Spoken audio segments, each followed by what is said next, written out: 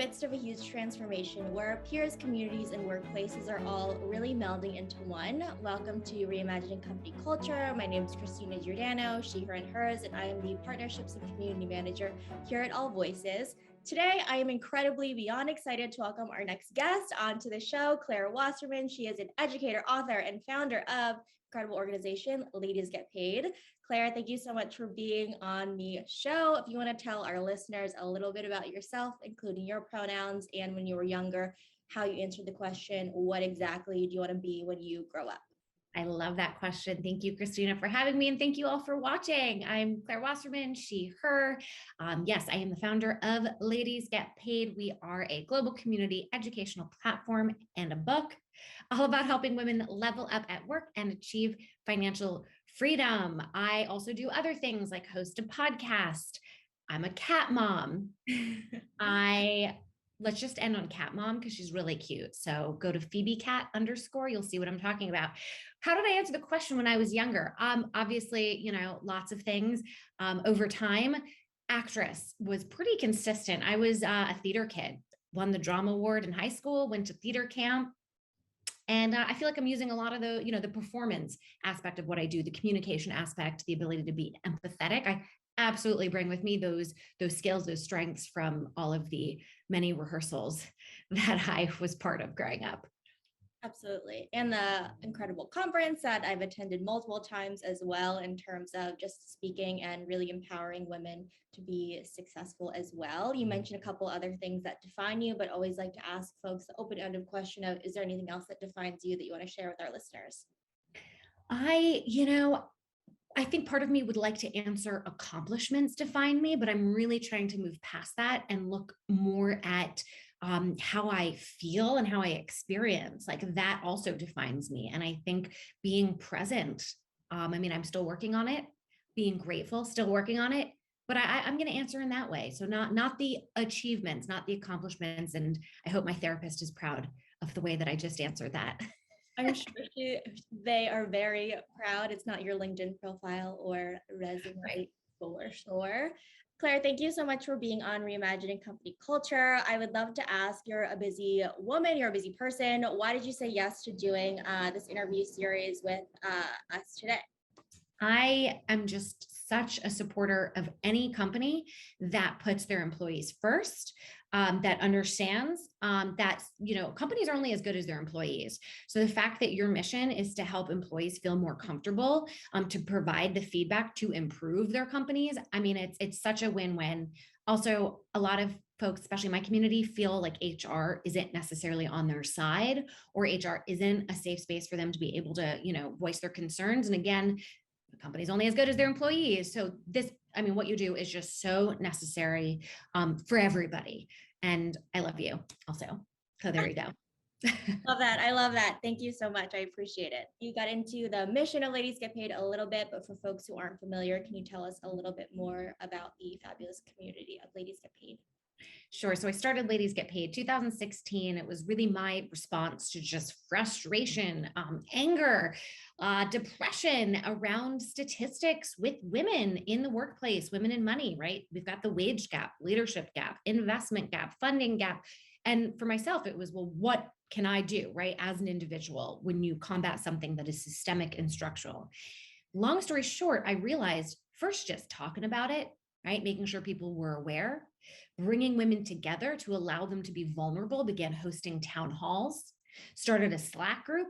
And I saw there was actually a tangible way as an individual that we could impact at least our own wage gap. And that was salary negotiation, making sure that we were asking for more. Began finding career coaches, money coaches, would set them up in a space at an office, and just started inviting women to learn and really hold ourselves accountable and be supportive. And so even though we've grown, past negotiation, I think it does come down to making sure that women have the ability to make big moves in their life. And that really is what's in their bank account. But it's the wage gap. That was the real, that was the motivator. Absolutely. Economic empowerment, and just like you said, being able to talk about these things is really important, because it's not something that we're necessarily taught about in school. And your worth at these organizations, you're talking about your salary and kind of the lifestyle that you're living as well. And it is a little bit uncomfortable to talk about money, and especially for women asking for what we are worth, and it's been stigmatized. What are some of the reasons that you think that folks are a little kind of hesitant to talk about it? What's holding them back from really negotiating what they want in their salary? First of all, legally, we weren't allowed to talk about our salaries at work, right? Like it continues to be stigmatized, but it is no longer illegal. Okay. So it was codified. Socially, as a society, we aren't supposed to talk about money, though I do find it ironic because we're also capitalistic and people do talk about how much they make or the, the desire to be rich. But as women, we're often held to a different standard, which if I were to say, I want to be rich, I think a lot of people's first response might be, oh, you're so greedy, especially if I were to work in a nonprofit, right? Mhm. Wanting more for yourself sometimes is interpreted as not leaving enough for others, right? Or taking resources. So I think there's a little bit of that. I think women, we are socialized to be accommodating of others. So again, I want more. Is that selfish?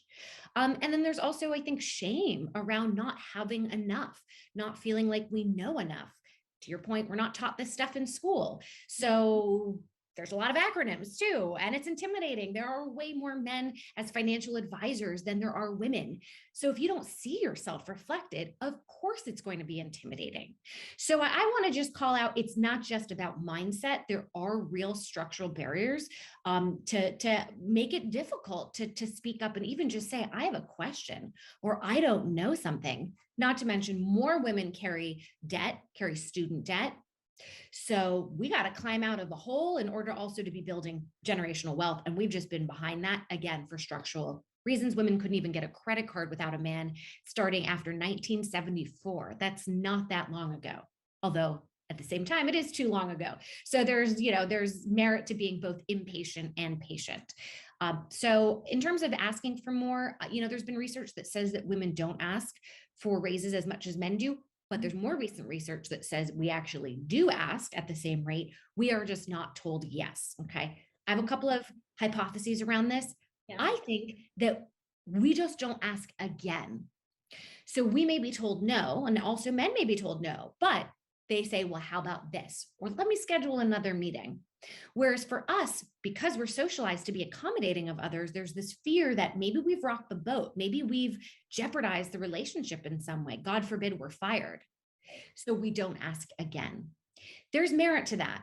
At the end of the day, I think it's not whether or not you ask, it's really how you ask, which is why we teach salary negotiation, because there are certain things to say, to not say, ways to present your case. But my feeling is maybe we're not coming back and scheduling that second meeting or asking for things other than money, whereas maybe men are a little bit more persistent and even aggressive, but they're socialized to be that way. So anybody watching this, don't feel bad about yourself if you're in a situation where you're not quite sure if you should ask or if you should ask again. You should.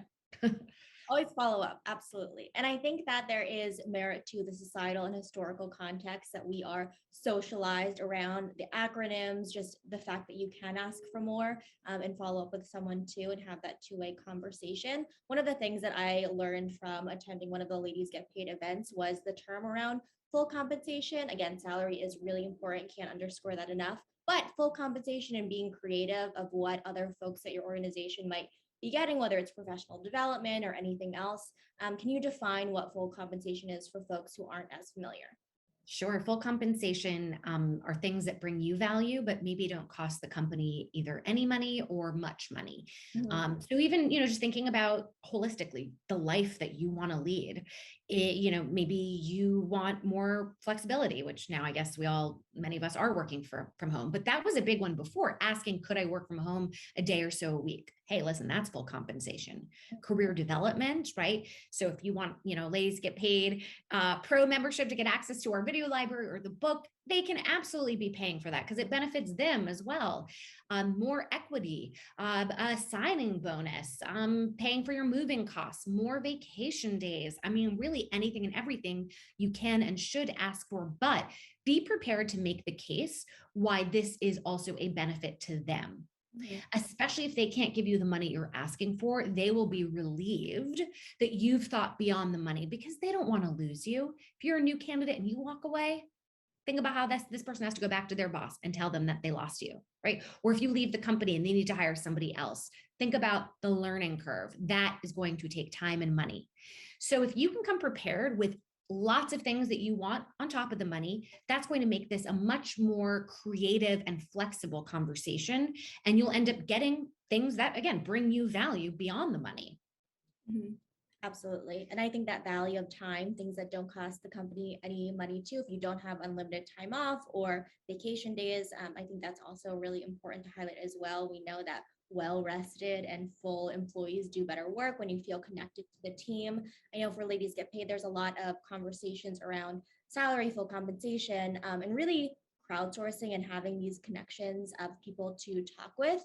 I want to kind of talk about once you're at an organization, do you recommend that folks who are on the same team or different teams talk about compensation or their salary, even if their organization isn't public about it internally or externally? And some of these conversations, chief people officers and CHROs are saying, yeah, we're publishing salaries internally now, we're holding ourselves accountable externally, putting it on job descriptions. But if they're not there yet, would you encourage these conversations? Why or why not?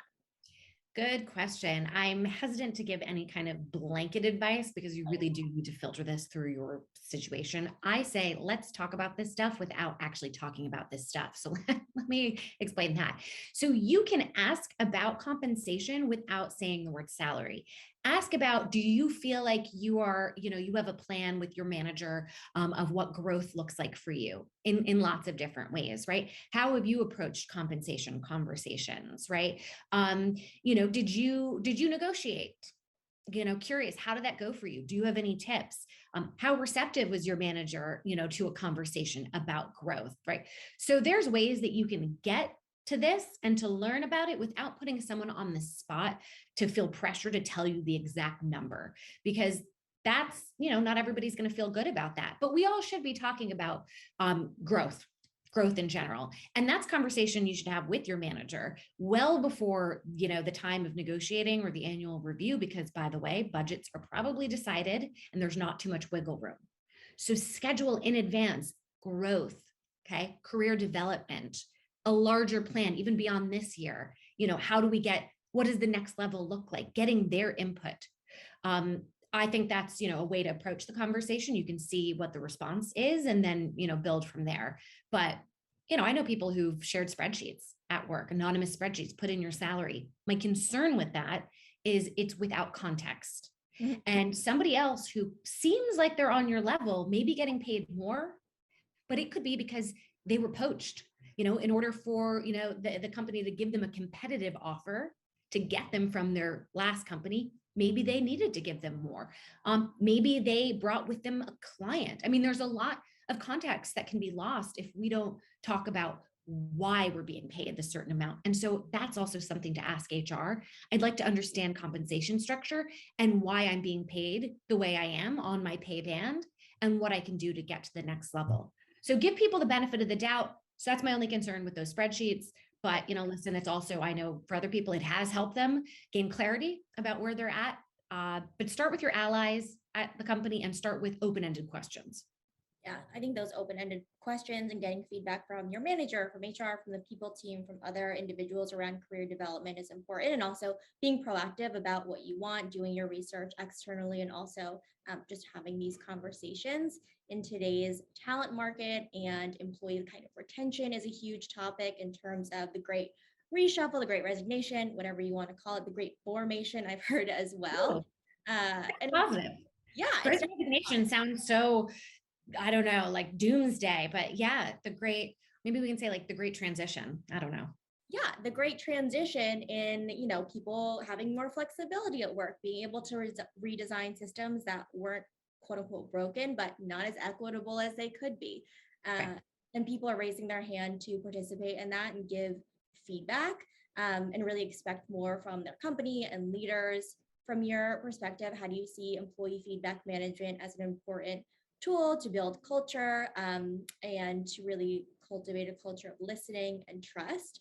And how do you see that manifesting at really successful organizations who want to retain this talent we're talking about? I think unless you're lucky, chances are your manager has not been trained to be a manager. And that is not something we're born with, right? I think there are natural born leaders. But I think it's, management is really hard. And oftentimes somebody is not just a manager, they have to actually do their job on top of managing. Right. So, first of all, I would think of all of us, including the person who's the manager, about how do I manage up? And not to assume that they're going to, hand you the rewards or, even be able to articulate their expectations. Like, give them the benefit of the doubt and see how you can be a better communicator with them. See how you can ask them about, their definition and measurement of success. Make sure that you're meeting with them regularly, understanding their way of communication and the frequency of communication. There's so much there. I actually encourage a lot of folks to read management books who are not managers. So maybe just get yourself in the mindset that they have and see what you can do to make their life easier. If you do that, then it'll be a lot just freeing for you to be able to express your needs because you've clearly shown that you've anticipated theirs. So it's really building a relationship. It's like, how do I help you help me? That's the mindset I would really encourage everybody. If you are a manager or you're somebody who does have influence at the company, a culture of candid feedback is so important. There's a book, many of you may already know it. It's called Radical Candor by Kim Scott. That's not right for everybody because, and I mentioned this before in terms of context, this isn't about somebody, just giving critical feedback, that's like rude and drop mic and, no, everything has to be done in a way where the person feels like they know what their next steps are.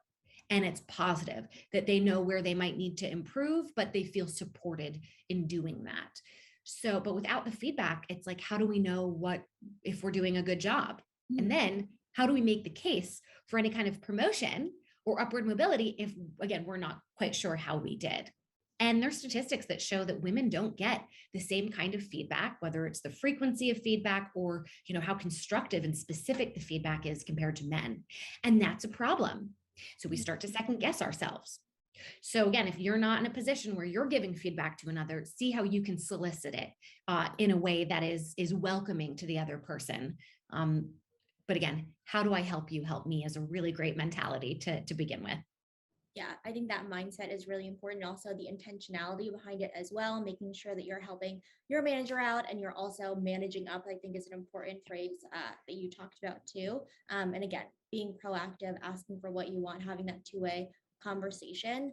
We know that in a remote first world, especially for people you might not be meeting ever in your life and you were working with them for a couple months, a couple of years, it's a longer process to build trust with a manager or even executives as well. And listening at scale is really important. And I know companies are doing a better job of this, but there are some organizations where you might be the only handful of women or people of color at an organization. So again, that context that you mentioned around giving and receiving feedback, power dynamics is also thrown in there as well in the workplace. Why is it important to have an avenue for anonymous feedback as well when we're talking about feedback from an individual to a company perspective? I think you said it best, right? The power dynamics. They're obviously there in an org chart, right? And then on top of it, we've got the social dynamics. And it's hard to know what those dynamics are if it's virtual. I think we often assume the worst. In the miscommunication, we oftentimes, we think we're mind readers. So if somebody takes a while to respond to us, did we do something wrong? So we can just start spinning our wheels. By the way, this is hard for everybody. It's hard for your manager. It's hard for your CEO. Everybody is struggling. Everybody's trying to figure it out. So cut yourself some slack here. If you're going through it, chances are somebody else is too. That's why I like reaching out to, how are you doing? Let me know I can support you. I know you've got kids, or you just like get in the habit of doing that. You don't need to wait till you're having like your check-in to check in with somebody. Anonymous feedback, it's the power dynamics. So that's a way to remove it, to be able to be forthright about how you might be feeling. So I think that's great. But again, I always get a little concerned, without context, things may be lost. So in terms of anonymous feedback, people can maybe give some reasons why they're asking. I know getting too specific might kind of reveal who you are. So obviously filter this through what makes sense for you, but again, help them help you. So maybe say, why are you asking this? Or here's an example of how I actually might solve the issue that I'm bringing. And then They're going to build what you want. So be the person. This is an opportunity. You can affect change now more than ever because all of these companies, we're all trying to figure it out. This is new for everybody. Mm-hmm. And having a conversation, not having a period at the end of the sentence for anonymous feedback, being able to communicate with that person is something important, and also fostering psychological safety, which is something that Yeah. we Right. wholeheartedly believe in as well. It doesn't just happen, and listening doesn't just happen with like one individual as well. I know I was asking really specific questions around kind of ladies get paid and your kind of opinion around the changing dynamic of the workplace, but what is taking up the most brain space in Claire's mind right now? Going into 2022, we have some really exciting launches happening, including a job board. So stay tuned for that. Right now, I'm trying to feel more connected to our community. I'm a really big in-person person. I had gone across the country a few years ago hosting town halls for women to come and talk about money that happened in 19 cities. We had an in-person conference in 2019 for 1,000 women. We've been able to reach a lot more being online, but I feel removed. So for my own, not just mental health, but also understanding what women need and not just what they want. I'm trying to figure out ways that I can get back into it if it's not in person. So I just a lot of stuff swirling around. But yeah, for me, I'm starting to feel agitated to connect with women in a deeper sense than I have in the last year and a half. Absolutely. Having a sense of connection and in-person connection, virtual connection is something that has been on the minds of so many people. And it's a big question in terms of how you really support folks in the community as well. Are there any, through these town halls and conversations and just knowing what we know now over the past 2 years, are there any kind of common mistakes you've seen individuals make in negotiating for themselves, or that salary or full compensation or what have you? I think it's the same as before in terms of fear of jeopardizing the relationship or losing the opportunity. I mean, the strongest negotiators ultimately are the ones who are able and willing to walk away. So if this year hasn't taught us the necessity of a financial safety net, I mean, so really make sure you have a buffer in case you do want to walk away. I think full compensation. If the company can't pay you more, then make sure you're getting other things. I mean, this was always the case, but especially now. Especially now. And also, they can pull from different budgets, by the way. So even if they can't pay you more from the salary budget, they can possibly pay for you to go to a conference because there's a learning and development budget. So don't make any assumptions. You have to ask, and also think about the next steps of your career, whether it's at the company or elsewhere. What can you make sure that you're doing now? And that could be certain initiatives, opportunities that helps build you up towards what is next. So maybe not putting all of your eggs in one basket would be my advice around negotiating. Yeah, absolutely. Being creative, don't be afraid to ask, and really, again, lay out what you would like from the organization and your manager, and have a conversation around that. Be super prepared. Claire, is there anything that I either didn't ask that you want to share, or a key takeaway you want to underscore, bold, highlight for folks who are listening to our kind of podcast interview series today? I want to thank you because you have, everything I've said, you have now wrapped it up in your response. You have a fantastic way of recapping and making what I said so much more succinct and articulate. So I really appreciate you because you helped make my points hopefully make more sense to everybody. So I appreciate that. We all need an editor, and you're a fantastic editor. I would just say, would love everybody to check out ladiesgetpaid.com. It's free to join our social network. We have 100 plus hours of videos, all kinds of education around business, around career, around money, and ladiesgetpaid.com/book. I know I'm biased. I know my mom's biased, but we both think it's a great book. No, it's an awesome book. You can check out. We've got great reviews on Amazon, and the paperback is coming out this January. So that would be my own little plug. Yes, absolutely. Check it out. We will link to the book in the show notes. Claire, thank you so much for being on Reimagining Company Culture. I really enjoyed our conversation here today. Thank you. Thank you. And also you can all follow me and get in touch with me at Claire Gets Paid. I do respond. So, don't be afraid to connect, and I'm rooting for everybody. You got this. Yes, Claire is a hyper connector and she definitely responds and vouch for that as well. Thank you so much for listening to our audience members. And as a reminder for folks who are listening at AllVoices, we really believe in that employee feedback management as a requirement for the company to succeed overall. Have a good rest of your day, everyone.